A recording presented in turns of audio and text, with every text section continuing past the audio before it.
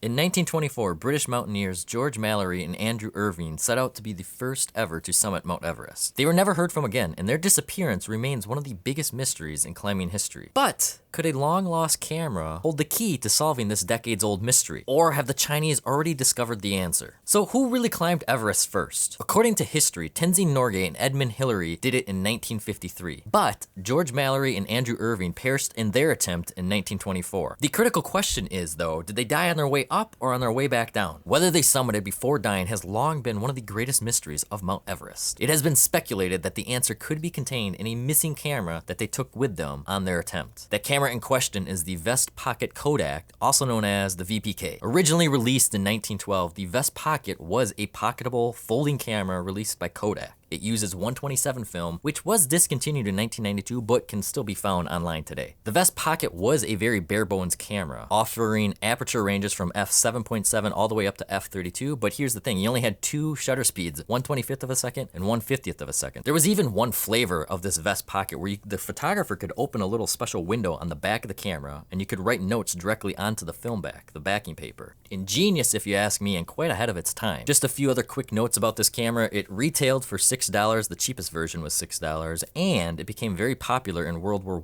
I with the soldiers because it was so small and pocketable. This thing would fold up and you just fit it in your pocket. Alright, let's get back to Everest. Early into the 1924 expedition, there was actually another teammate that had this camera, but they loaned it to Mallory to document the historic summit. It is believed, however, that his climbing partner, Irvine, would be in possession of this camera. Now, although this is speculative, it makes sense to me. Give the camera to the guy that's going to be shooting the photo. Selfies weren't invented then, and it wouldn't work anyways, because the focal length of the lens, I believe, was 75 millimeters.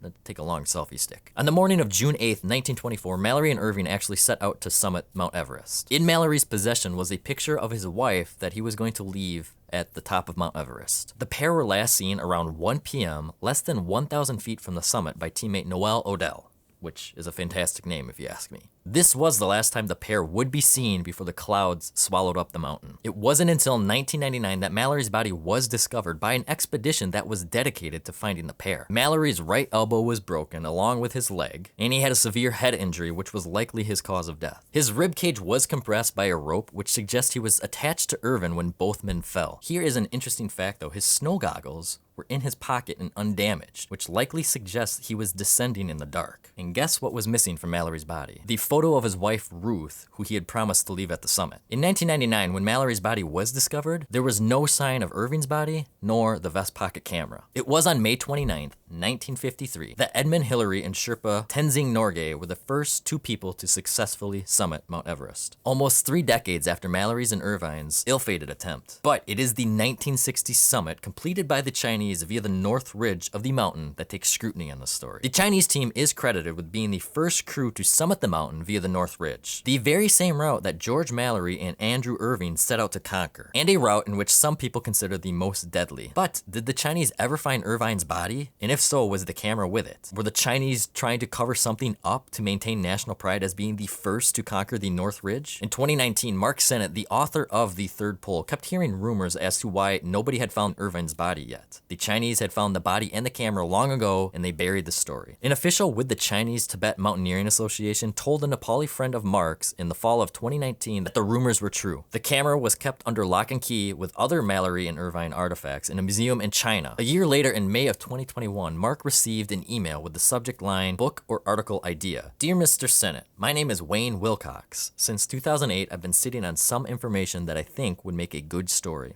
With your new book out, I feel that you are the logical person to tell it." Wilcox went on to explain that his source, a high-ranking official with the British Embassy, had direct knowledge that the Chinese had found the remains of a foreign climber at 8,200 meters during the 1975 expedition to the north face of Mount Everest. And on that body, they found the long-lost Vest Pocket Kodak and brought it back to Beijing. Wilcox also wrote, "They screwed up the development of the film and ruined it. Rather than admit they made a mistake, they erased all evidence that they had found the camera or the body." Let's unwrap this. If this is all true, because it is second and third hand accounts, this saddens me deeply that they would botch the film development process. If that is the case, once again, if this is all true, Mount Everest is the perfect place to lose a roll of film. Thin, dry air and the frigid temperatures would undoubtedly preserve this film for an extended period of time. Even today, Kodak maintains that the film, if it was ever found, could be developed as long as it was handled properly. What do you think happened? Do you believe all this? Do you think the Chinese actually found the body and the camera and they're covering it all up? Did they really botch the development process and destroy the film? Or did they find something else on that film that would undermine their current achievement and they're just keeping tight lips about all of it? Here's my main question. If the Chinese did find Irvine's body and the camera,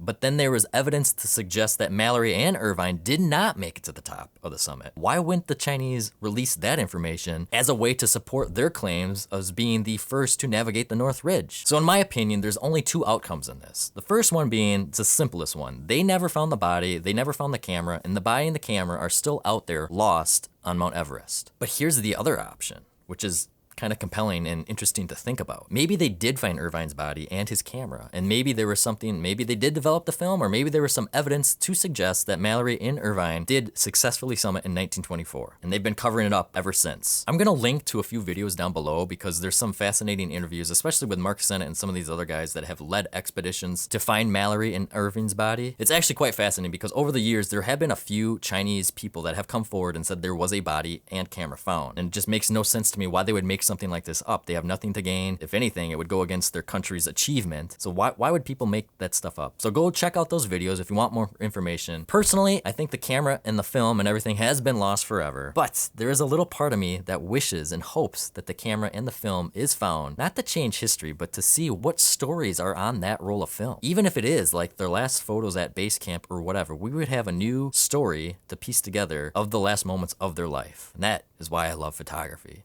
There's always a story behind every photo. The story is that the Chinese did find the camera in 1975 on the second expedition to the North Face of China.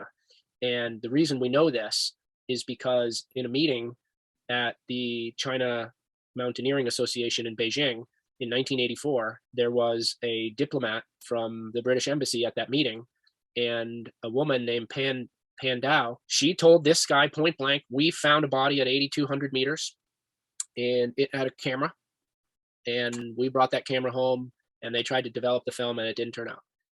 If you love all things photography like I do, then go ahead and join the community that we are building here on YouTube by subscribing down below. And as always, if you have any questions, concerns, comments, feedbacks, or corrections, please leave them in the comments below. I do read them all. Peace out, and until next time, I'll see you guys later. This is why I don't make videos when the kids are home on spring break. So many interruptions today. So many. You're going to have to get out because I'm trying to record this, and the sooner I record this, the sooner we get to the water park, okay?